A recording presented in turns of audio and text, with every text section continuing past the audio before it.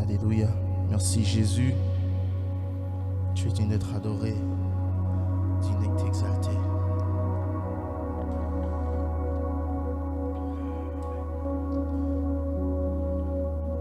L'Éternel est mon berger, je ne manquerai de rien.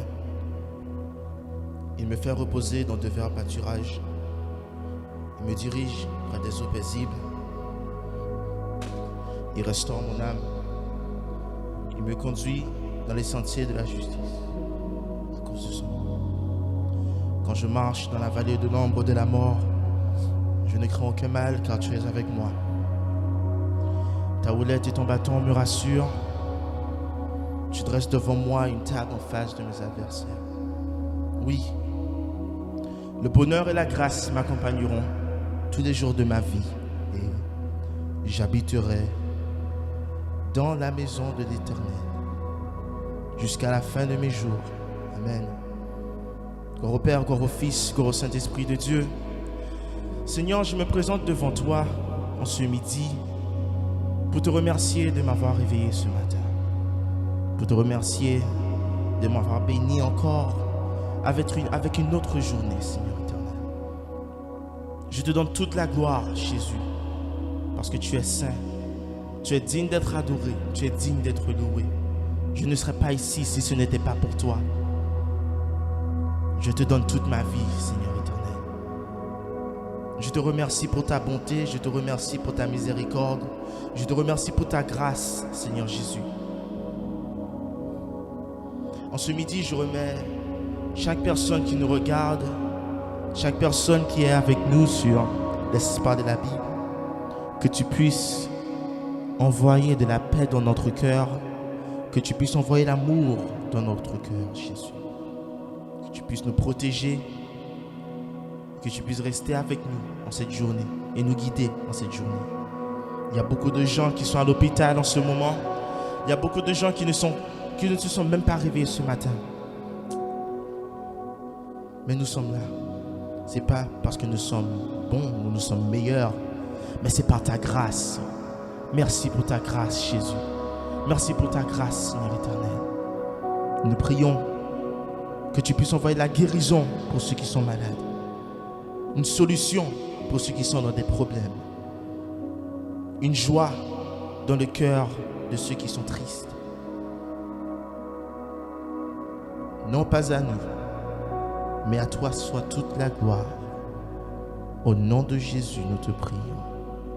Amen. Amen. Shalom, shalom. Laisse parler la Bible. C'est avec vous aujourd'hui le frère Samuel. Et je me présente devant vous avec un message très important pour la gloire de Dieu. Vendredi dernier, la semaine dernière, nous avons parlé de la parole de Dieu et ses objectifs.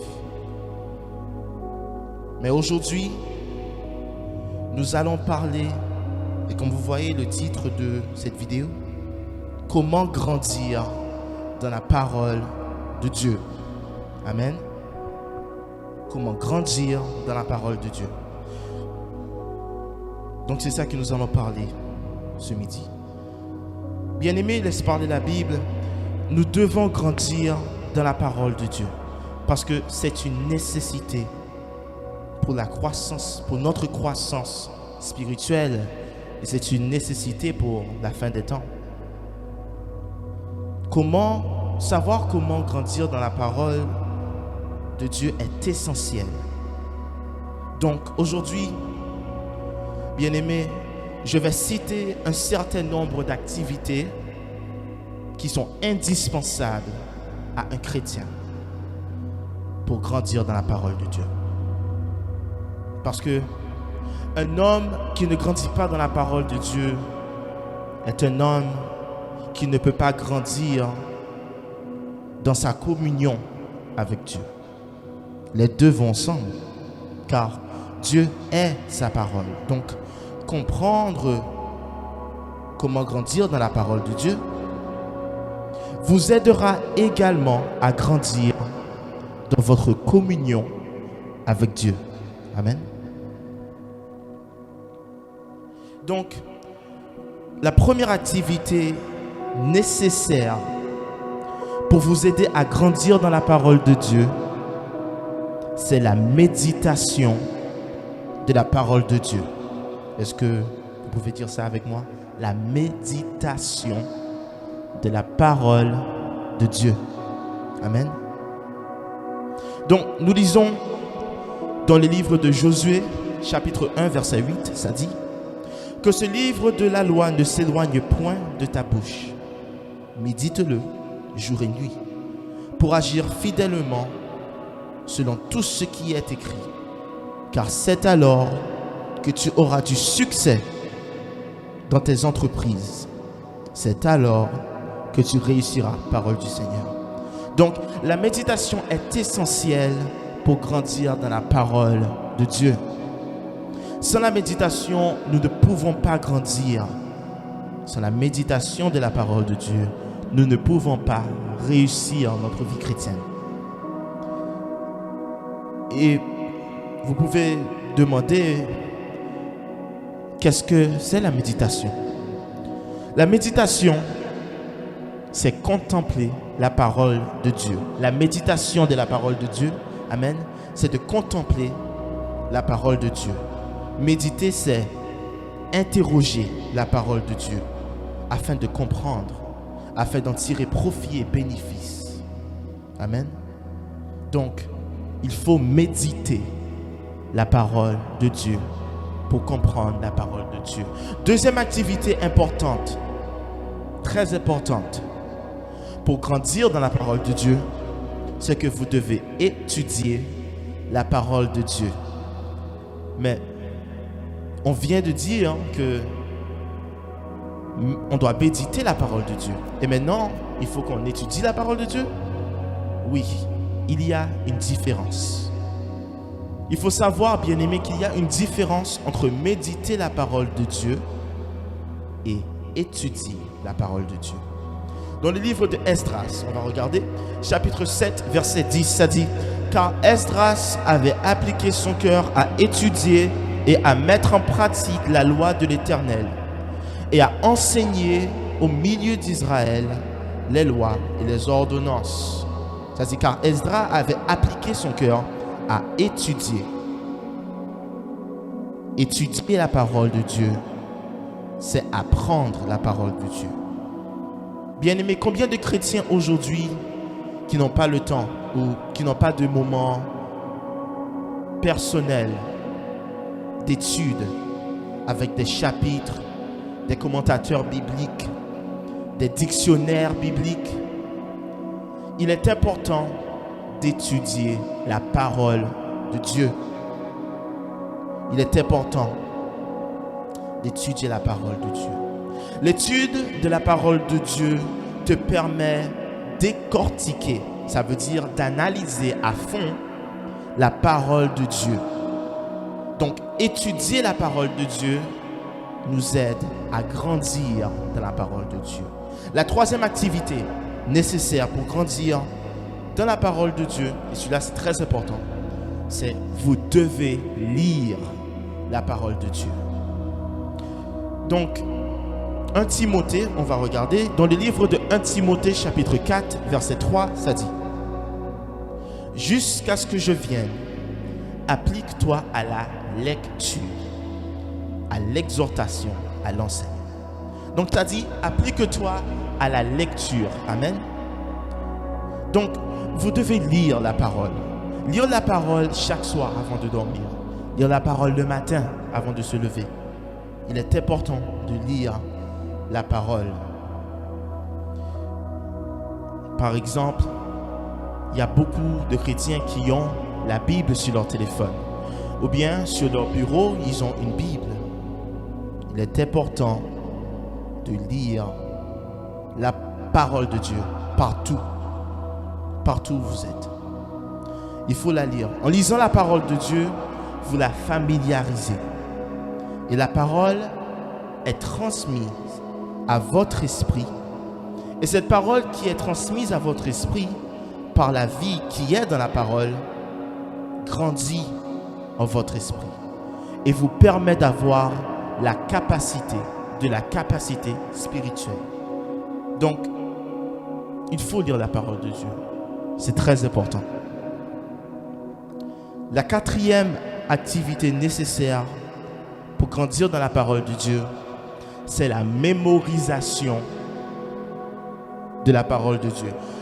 Et on va regarder dans le psaume 119, verset 11, ça dit: « Je serre ta parole dans mon cœur afin de ne pas pécher contre toi. » Donc, mémoriser la parole de Dieu n'est pas négociable. C'est très important.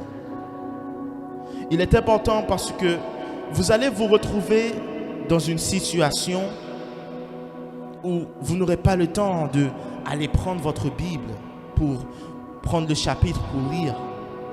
Mais il faut avoir le verset dans le cœur. Il faut avoir le verset en tête. Amen. Par exemple, lorsqu'une situation de difficulté arrive, il faut connaître le verset qui dit par exemple: « Soyez toujours joyeux dans le Seigneur. Je vous exhorte, soyez toujours heureux. » Amen. Wow. Et ça dit: « Ne vous inquiétez de rien, mais en toute chose, priez. Et la paix de Dieu, qui surpasse toute intelligence, gardera vos pensées en communion avec Christ. » Donc, il est important de connaître, de mémoriser la parole de Dieu. Il est important que la parole de Dieu reste dans votre cœur afin que, quelles que soient les circonstances de la vie, vous soyez capable de citer la parole de Dieu. Vous soyez capable de libérer la parole de Dieu. Donc, la mémorisation de la parole de Dieu nous aide à grandir dans notre connaissance de la parole de Dieu. On continue. La cinquième activité importante, c'est que vous devez apprendre à écouter la parole de Dieu. Et on regarde dans le livre de Romains 10, verset 17, ça dit: « Ainsi, la foi vient de ce qu'on entend, et ce qu'on entend vient de la parole de Christ. » Donc, ce qu'on entend. Il est important d'écouter la parole de Dieu. C'est très important. C'est bien de lire la parole de Dieu, mais c'est aussi important d'écouter la parole de Dieu. Donc, par exemple, écouter des messages bibliques sur YouTube, des études bibliques, par exemple. Quand vous n'avez rien à faire, ou bien quand vous êtes en voyage, ou pendant la journée, il est bien d'avoir des écouteurs pour écouter la parole de Dieu. Amen. Ou même quand vous allez dormir, il est important d'écouter la parole de Dieu. Amen. Et ça, c'est tous les jours. Il faut écouter la parole de Dieu au quotidien. Amen. Maintenant, ça veut dire qu'il ne faudrait plus désormais aller se coucher le soir avec Facebook en regardant n'importe quelle vidéo ou en écoutant n'importe quelle musique, mais en écoutant la parole de Dieu. Comme ça, la parole de Dieu va nous accompagner au lit. Et pendant qu'on écoute, même si nous on dort, mais la parole, ça va faire un travail dans notre esprit. Amen. Amen. Et la sixième activité nécessaire pour notre croissance dans la parole de Dieu, c'est que vous devez partager la parole de Dieu. Le livre de Matthieu 28, verset 19 est très clair. Ça dit: « Allez, faites de toutes les nations des disciples, les baptisant au nom du Père, du Fils et du Saint-Esprit. » Donc, on voit qu'il y a un travail qui doit se faire. Il faut partager la bonne nouvelle. Un homme qui veut grandir dans la parole de Dieu doit apprendre à partager la parole de Dieu. Car c'est en partageant la parole de Dieu autour de nous, dans nos services, dans nos bureaux, dans notre travail, en partageant la parole de Dieu, nous grandissons dans la parole de Dieu. Aujourd'hui, malheureusement, beaucoup de chrétiens ne partagent pas ce qu'ils ont le plus cher, ce qui est la parole de Dieu. Et voilà pourquoi le mal grandit. Parce qu'il n'y a pas assez de chrétiens qui partagent la parole de Dieu. Je vous exhorte, mes frères et sœurs dans le Seigneur, à partager la parole de Dieu.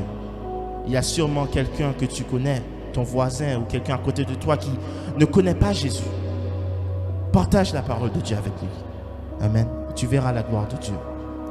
La septième activité nécessaire, c'est qu'il faut pratiquer la parole de Dieu. Amen. C'est très important. Il faut pratiquer la parole de Dieu dans notre vie spirituelle. Le livre de Jacques, chapitre 1, verset 20, ça dit, mettez en pratique la parole et ne vous bornez pas à l'écouter en vous trompant vous-même par de faux raisonnements. Donc, nous devons pratiquer la parole de Dieu. La Bible a dit, pratiquez la parole de Dieu. Ne vous bornez pas à l'écouter, mais vivez-la. Nous devons vivre la parole de Dieu au quotidien.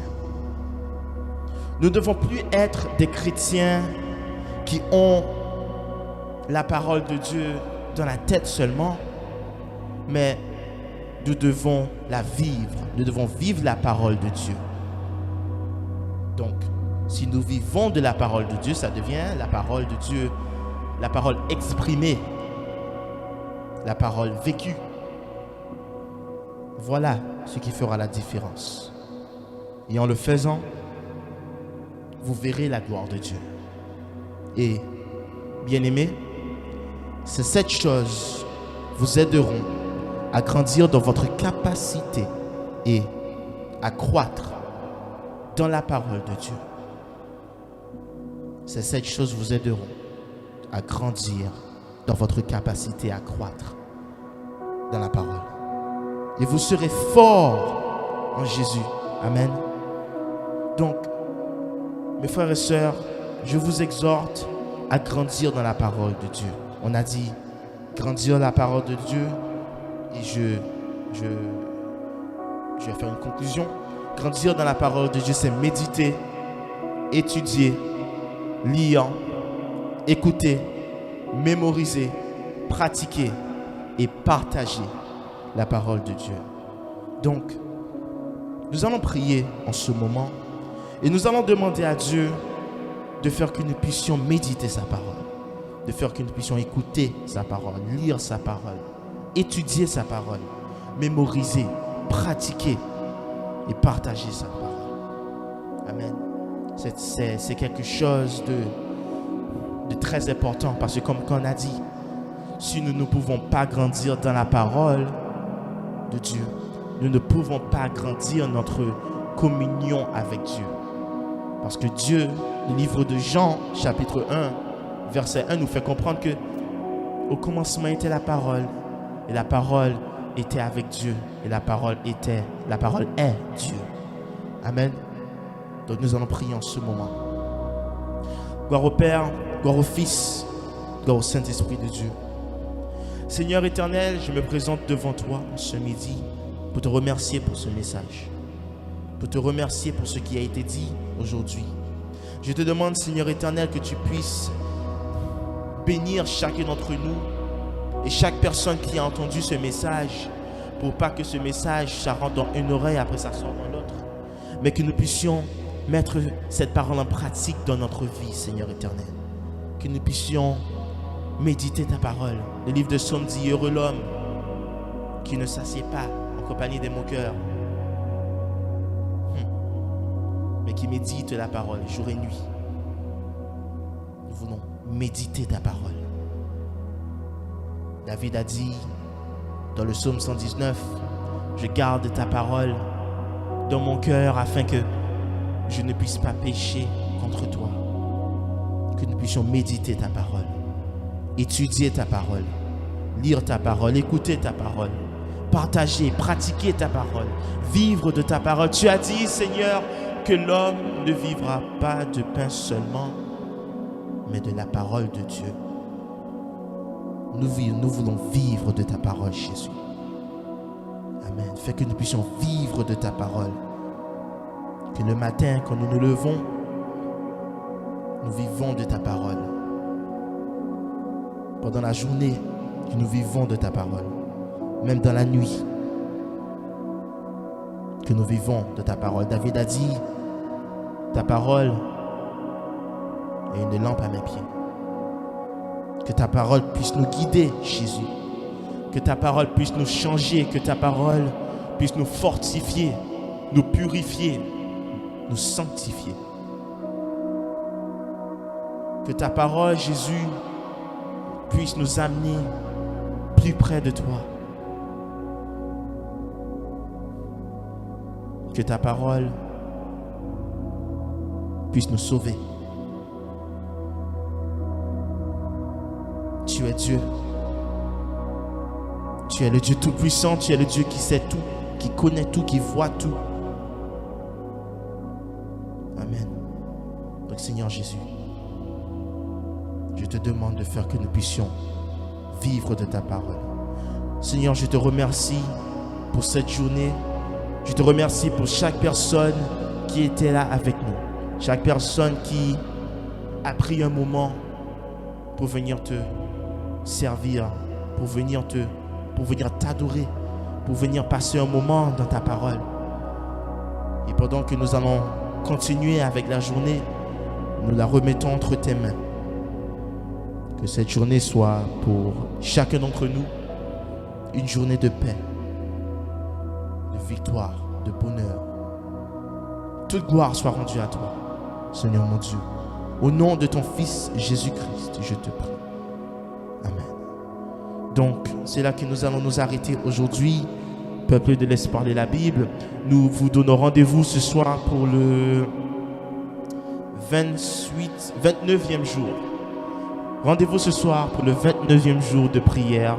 Nous sommes en 40 jours de prière. Ce soir, c'est le 29e jour à 6h30 sur YouTube et sur Facebook. Amen. Donc, que Dieu vous bénisse. Laisse parler la Bible. Et à ce soir, si Dieu veut. Shalom.